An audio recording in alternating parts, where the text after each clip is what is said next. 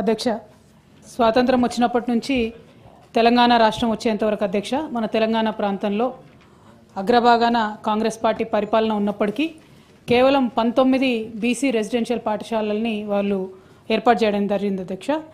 అట్లానే కేసీఆర్ గారి హయాంలో జరిగినటువంటి 10 సంవత్సరాలలో 275 బీసీ పాఠశాలల్ని మరి మేము ఏర్పాటు చేయడం జరిగింది అధ్యక్ష.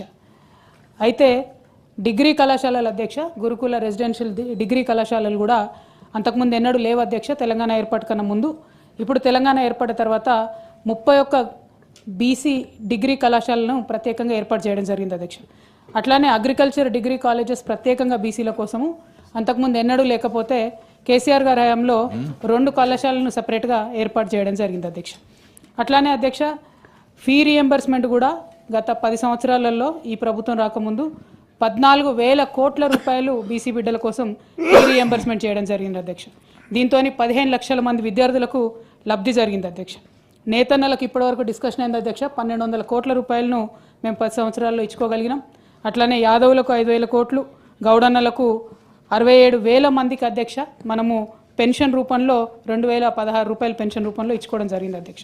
ఇవన్నీ ఎందుకు చెప్తా ఉన్నాం అంటే అధ్యక్ష, విదేశీ విద్యకు అధ్యక్ష అట్లానే బీసీ విద్యార్థుల విదేశీ విద్యకు కూడా 2,233 మంది పిల్లలు వెళ్ళడానికి 450 కోట్ల రూపాయలని మేము ఖర్చు పెట్టుకోవడం జరిగింది అధ్యక్ష. అంటే యావరేజ్గా మీరు చూసినట్టయితే కేసీఆర్ గారి హయాంలో ప్రతి సంవత్సరం 27 బీసీ గురుకులాలను మేము ఏర్పాటు చేసినాం అధ్యక్ష. వీరు అధికారంలోకి వచ్చి సంవత్సర కాలం అయింది. ఇంకా కొత్తగా ఏమన్నా గురుకులాలు ఏర్పాటు చేస్తారా అనేటటువంటి ప్రశ్నకు లేదు అని సమాధానం రావడం, అట్లానే ఏర్పాటు చేసేటటువంటి ఆలోచన కానీ కనీసం దాంట్లో ఇంప్రూవ్మెంట్ చేసేటటువంటి ఆలోచన కానీ లేకపోవడం నిజంగా దారుణం అధ్యక్ష. దాంతోపాటు గురుకులాల యొక్క క్వాలిటీ పడిపోవడం కూడా మనం చూస్తూ ఉన్నాం అధ్యక్ష. రోజు ఫుడ్ పాయిజనింగ్కి సంబంధించినటువంటి అంశాలు రావడం, అట్లానే కంప్లీట్గా ఈ విదేశీ విద్యకు సంబంధించి మొత్తం పెండింగ్ ఉండడం. గత సంవత్సర కాలంలో అనేకమైన బిల్లులు ఇచ్చినారు అధ్యక్ష. వాళ్ళు 10,000 కోట్ల రూపాయలు దాదాపుగా పెద్ద పెద్ద కాంట్రాక్టర్లకు బిల్లులు ఇచ్చినామని వాళ్ళే పేపర్లలో అడ్వర్టైజ్మెంట్లు వేసుకున్నారు అధ్యక్ష. మరి బీసీ విదేశీ విద్య చదివేటటువంటి బీసీ విద్యార్థులకు ఎందుకు ఇంతవరకు మరి డబ్బులు ఇస్తలేరో గౌరవ మంత్రివర్యులు చెప్పాలి అధ్యక్ష. అట్లానే ఈ బీసీ గురుకులాల్లో నిన్నటి నుంచి మెన్యూ మార్చినామని చెప్పినారు అధ్యక్ష. దాన్ని ఎప్పటి నుండి ఇంప్లిమెంటేషన్ అవుతుంది? ఎందుకంటే నిన్ననే నేను అనుకోకుండా మేము సందర్శనకు వెళ్ళినాం అధ్యక్ష. జగిత్యాలకు వెళ్ళినప్పుడు మరి కేజీబీవీలు అయితే ఇంక్లూడ్ చేయలేదని చెప్పినారు అధ్యక్ష.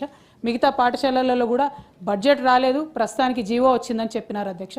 మరి అది ఎప్పటి నుండి ఇంప్లిమెంట్ అవుతుందో గౌరవ మంత్రివర్యులు చెప్పవలసిందో కోరుతా ఉన్నాను అధ్యక్ష.